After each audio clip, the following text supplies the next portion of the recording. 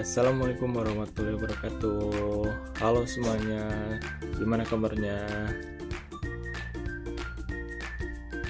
Baik. I'm good, baik. Eh, apakah semuanya sudah siap untuk belajar hari ini? Oke, hari ini kita akan membahas beberapa topik penting yang terkait dengan consecutive interpreting and note taking. Oke, which one? Mari kita mulai belajar.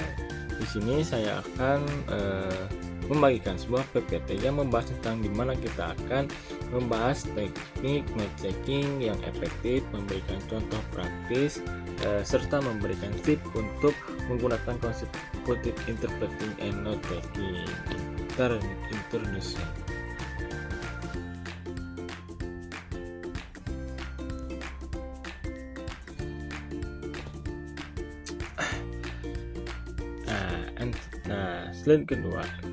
Selanjutnya, what is consecutive interpreting? Nah, dalam consecutive interpreting, penerjemah menunggu sampai pembicara berhenti berbicara sebelum menerjemahkan apa yang telah dikatakan. Consecutive interpreting sering digunakan dalam situasi seperti pertemuan bisnis dan pengaturan hukum, di mana akurasi dan kejelasan sangat diperlukan dan sangat penting dalam kehidupan sehari-hari. Ini juga bisa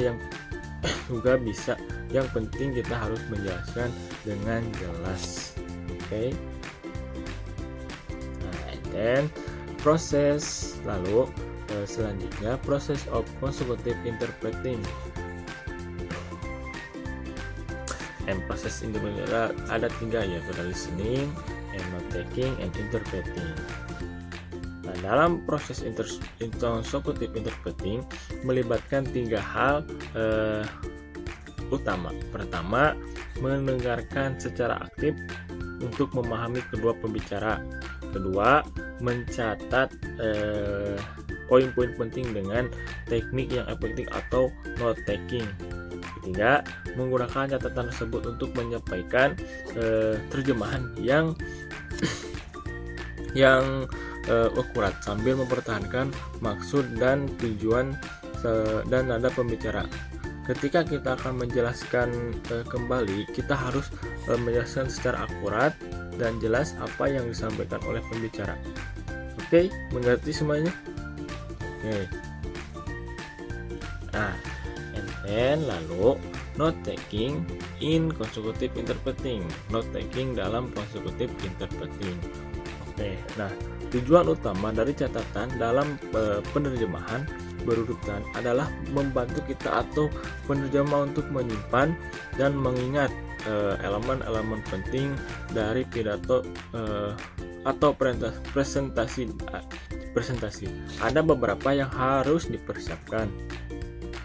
Yang pertama, teknik, simbol dan singkatan.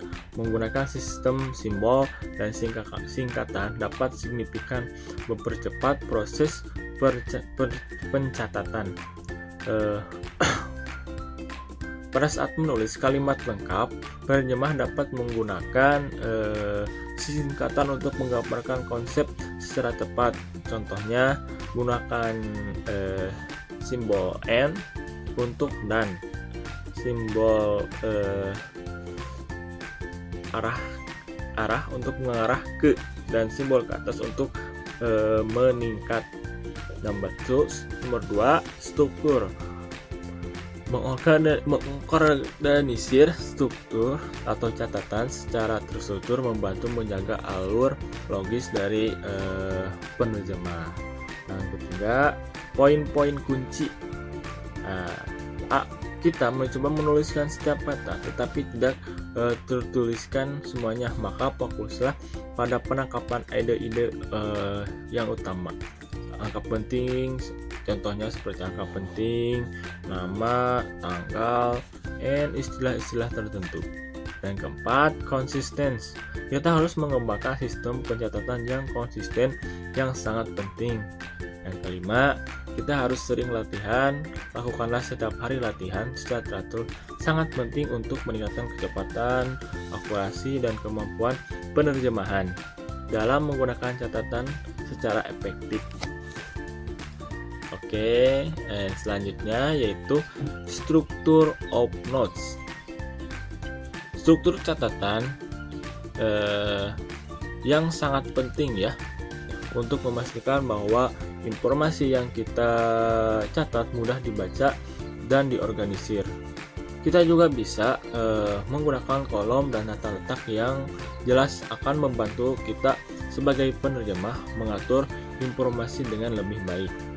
Misalnya kita dapat menggunakan kolom untuk poin-poin utama, subpoin, dan simbol untuk ide-ide penting supaya untuk memudahkan kita ya. Mengerti semuanya? Iya. Dan selanjutnya yaitu common symbols and abbreviation. Nah, tadi juga sudah saya jelaskan di atas, harus menggunakan simbol dan singkatan. Ini dapat mempercepat proses kita mencatat. Misalnya N bisa dilakukan untuk dan, sementara simbol for, less untuk mengarah ke, dan masih banyak lagi simbol atau kode yang bisa kita gunakan. Oke, nah, and then oke, let's go. Yuk, sekarang kita lihat dan pelajari contoh praktis bagaimana mencatat selama pidato. Nah, siapa yang akan mempraktekannya, memberikan example? Oh, oke, thank you Bang Yud untuk praktik dan example-nya. Nah, sekarang kita sudah lihat pidato dan praktik example-nya, contohnya. Nah, ada banyak pembahasan yang sangat penting di situ yang harus kita bisa untuk diidentifikasikan menjadi poin utama dan menggunakan seluruh catatan yang telah kita bahas. Nah, selanjutnya challenge and solution. Nah, ada beberapa tantangan umum dalam consecutive interpreting, seperti mengelola segmen panjang yang menghadapi terminologi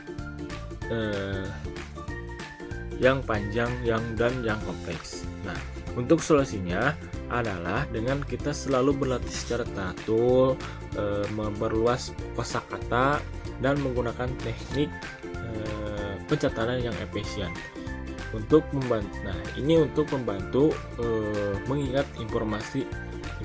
Gunakan juga teknologi informasi supaya kita dapat banyak hal yang bisa kita gunakan pada saat menerjemahkan.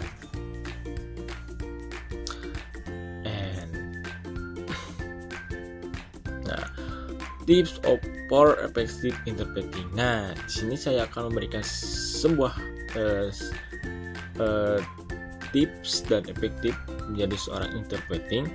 Nah, untuk kita menjadi seorang interpreting yang efektif, yang pertama harus dipersiapkan adalah efektif.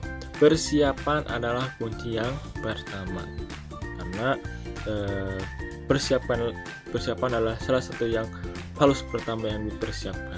Persiapkan dan teliti terlebih dahulu topik dan terminologi yang akan kita bahas.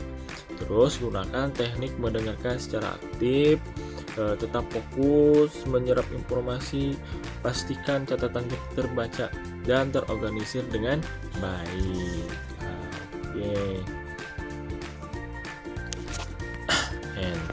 Selanjutnya di sini juga saya ada tools and resources, yaitu ada beberapa alat yang saya rekomendasikan untuk penerjemahan, seperti buku, catatan, pena, dan alat perekam. Selain itu juga ada banyak sumber daya dan program latihan online yang dapat membantu kita untuk meningkatkan keterampilan penerjemah dan note taking kita ya. Oke, masih banyak yang alat yang harus diperlukan. Tetap berlatih, oke guys. Oke. Nah, oke. Sekarang slide terakhir yaitu conclusion. Oke, mari kita recap ya apa yang telah kita bahas dari awal sampai akhir. Saya telah melihat bagaimana keterampilan mendengarkan yang baik, teknik note taking yang efektif, dan proses penerjemahan yang cermat dapat meningkatkan kualitas consecutive interpreting. Ini membantu kita menyampaikan pesan dengan akurat dan efisien, mengurangi kesalahan, dan meningkatkan kepercayaan diri kita sebagai penerjemah.